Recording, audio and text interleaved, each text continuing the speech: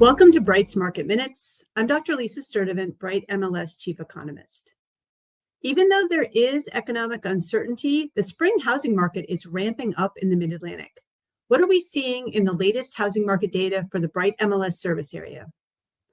First, there is definitely evidence of a spring surge in homebuyer interest. There were more than 22,000 new pending contracts across the Bright MLS service area in March. That's a 37.5% increase over February contract activity. And the number of showings in the region is also up, a 39.5% increase between February and March. Declining mortgage rates and more inventory are enticing buyers into the market. So the second thing we're watching is listing activity. In March, the number of new listings coming onto the market was 12.6% higher than a year ago, and listing activity surged 38.5% between February and March.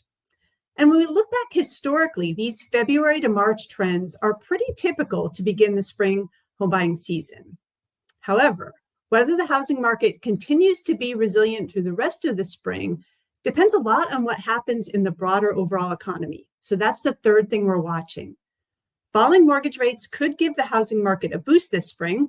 Rates have fallen by about 40 basis points since the beginning of the year. However, weakening economic conditions, more uncertainty, and growing consumer anxiety could have a dampening effect on the market. It's likely we'll see a shift in the market towards more balance, or maybe even to favor buyers in the months ahead.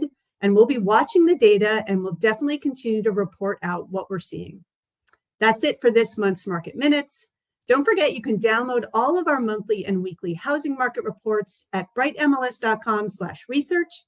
And please register for our next housing market webinar, which will be held on Thursday, April 17th. Thanks, and see you next month.